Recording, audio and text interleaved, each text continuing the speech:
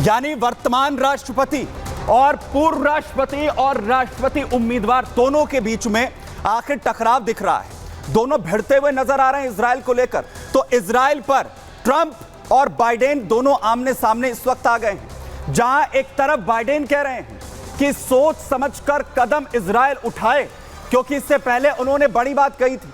उन्होंने कहा था कि सतर्कता बरते इजराइल, और जो परमाणु संयंत्र हैं यहां पर ईरान के, उन पर हमला ना करे, वहां पर सतर्कता बरते, और साथ ही जो ऑयल डिपो हैं उन पर हमला ना करें। लेकिन ट्रंप क्या कह रहे हैं? ट्रंप ये कह रहे हैं कि उड़ा दीजिए, हमला कर दीजिए, परमाणु हमला सबसे पहले इजराइल करे और उसके बाद ही सोचा जाए। लेकिन नेतन्याहू क्या करेंगे?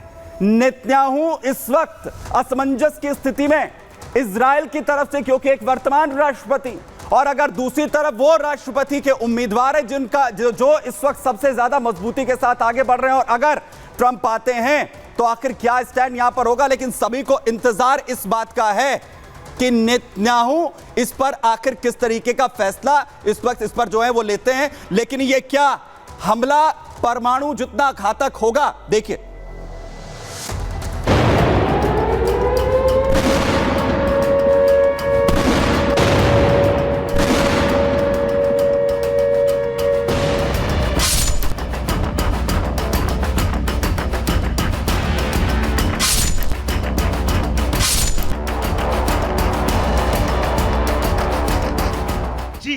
अमेरिका के पूर्व राष्ट्रपति और रिपब्लिकन उम्मीदवार डोनाल्ड ट्रंप और मौजूदा अमेरिकी राष्ट्रपति जो बाइडेन इजराइल पर एक दूसरे से भिड़ गए हैं। जहां अमेरिकी राष्ट्रपति बाइडेन ने लाउड एंड क्लियर मैसेज दे दिया था कि वो ईरान के परमाणु साइट पर अटैक का समर्थन नहीं करते। बाइडेन ने कहा था कि अमेरिका ईरान के बैलिस्टिक मिसाइल के जवाब में उसकी न्यूक्लियर साइट पर इजरायली हमले का सपोर्ट कतई नहीं करेगा, लेकिन इजराइल के साथ अमेरिका हमेशा खड़ा रहेगा। लेकिन अब अमेरिका के पूर्व राष्ट्रपति डोनाल्ड ट्रंप इजराइल को सलाह दे रहे हैं कि ईरान के परमाणु ठिकाने तबाह कर दो, बाकी की चिंता इजराइल बाद में करे। ट्रंप कह रहे हैं कि सबसे पहले ईरान के न्यूक्लियर कार्यक्रम को इजराइल उड़ा दे। ट्रंप कह रहे हैं कि इजराइल को ईरान के हमले का बदला लेना चाहिए। इजराइल के पास 3 या 4 ऑप्शंस हैं। सबसे पहला ऑप्शन है कि जो उनकी फ्लेजलिंग बढ़ती हुई न्यूक्लियर कैपेबिलिटी है, न्यूक्लियर इंस्टॉलेशन, उनको तबाह करना। दूसरा, उनके ऑयल एंड गैस फील्ड जो बड़ी आसानी से तबाह हो सकते हैं, उनको तबाह करना। तीसरा, उनके जो लीडरशिप है, बड़े बड़े लीडर्स हैं, उनको ख़त्म किया जाए, ताकि इजराइल के मुताबिक और अमेरिका के मुताबिक जो वहाँ के रिप्रेसिव गवर्नमेंट है, जिससे लोग काफ़ी दुखी हैं, रिजीम चेंज हो सके। ईरान को सबसे बड़ी चोट पहुंचाने के लिए ट्रंप इजराइल के साथ खड़े हैं। इजराइल और ईरान के बीच छिड़ी जंग पर ट्रंप के इस बयान से साफ समझा जा सकता है कि अगर रिपब्लिकन उम्मीदवार डोनाल्ड ट्रंप सत्ता में दोबारा से चुनकर आते हैं तो फिर अमेरिका इस युद्ध में किस ओर खड़ा रहेगा। क्योंकि अगर ट्रंप अमेरिका के राष्ट्रपति बन गए तो क्या तब भी उनकी नीति यही रहेगी या फिर बदलेगी, ये बड़ा सवाल है। डोनाल्ड ट्रंप एक पुराने भूतपूर्व प्रेसिडेंट रह चुके, अगली बार भी 5 नवंबर के बाद में भी 6 जनवरी को प्रेसिडेंट बन सकते हैं। वो साफ तौर पर इजराइल को कह रहे हैं कि पहला हमला जो है एटम के माध्यम से कीजिए, न्यूक्लियर हमला कीजिए, जिससे पूरे ईरान को तबाह कर दो।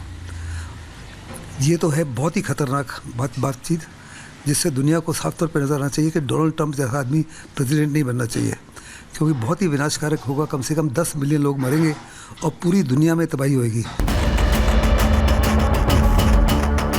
लेकिन फिलहाल सवाल ये भी है कि इजराइल किस तरह ईरान पर हमले का जवाब देने के लिए तैयार बैठा है। क्या इजराइल बाइडेन की बात मानकर ईरान के परमाणु ठिकाने तबाह नहीं करेगा, या फिर ट्रंप की एडवाइस पर चलकर ईरान को बहुत बड़ी चोट पहुंचाने वाला है।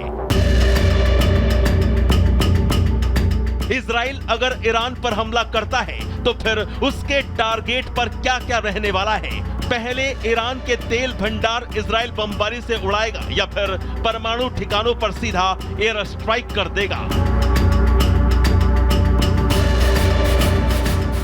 दरअसल ईरान और इजराइल के बीच का यह संभावित युद्ध न सिर्फ इन दो देशों के लिए बल्कि पूरी दुनिया के लिए गंभीर परिणाम सामने ला सकता है, क्योंकि अभी कल ही तेहरान में नसरल्लाह के लिए नमाज में ईरानी सुप्रीम लीडर खामेनेई ने इजराइल को चेतावनी दी थी कि अगर ईरान के किसी भी अहम ठिकाने पर हमला किया तो फिर परिणाम इजराइल को भुगतना होगा। Bureau report, Republic Bharat.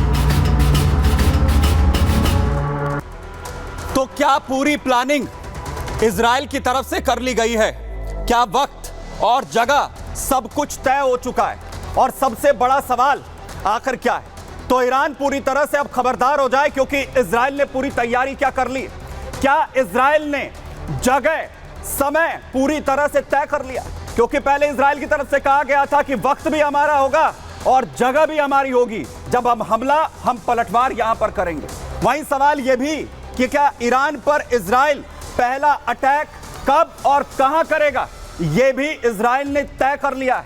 कहां उसकी तरफ से किन जगहों को टारगेट यहां पर किया जाएगा, क्योंकि इजराइल के तेवर लगातार जारी है, लगातार हमले हो रहे हैं। और युद्ध क्षेत्र से बड़ी खबर आपको बताऊं, लेबनान में जहां हिजबुल्लाह पर इजरायली हमले लगातार हो रहे हैं, लगातार बम बरस रहे हैं। लेबनान में हिजबुल्लाह पर एक और बड़ा हमला इजराइल की तरफ से किया गया है।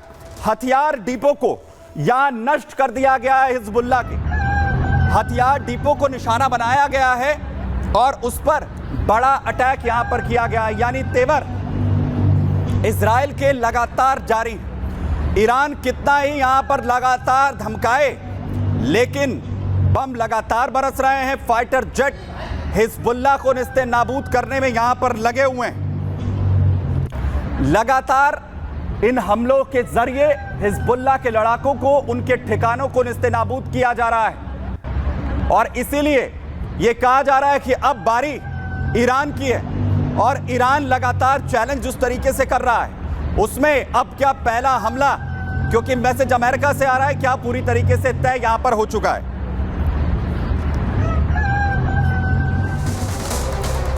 वहीं सबसे बड़ा सवाल यह कि अब जब पहला हमला किया जाएगा यहां इजराइल की तरफ से, तो कहां अटैक होगा? पहला अटैक, जो पहला टारगेट, क्या परमाणु साइट होंगी?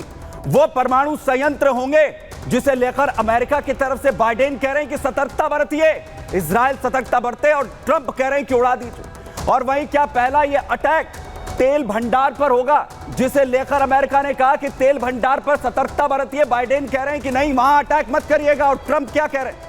ट्रंप कह रहे हैं कि बिना सोचे हमला कर दीजिए, उसके बाद सोचा जाएगा, क्योंकि हमला इजराइल पर जिस तरीके से ईरान की तरफ से किया गया है उसका जवाब यहां पर मिलना चाहिए। लेकिन सबसे बड़ा जो हमला अब इजराइल की तरफ से हो सकता है, परमाणु संयंत्र तो है ही, साथ ही उसकी आर्थिक ताकत को भी तोड़ने की कोशिश यहां पर की जाएगी।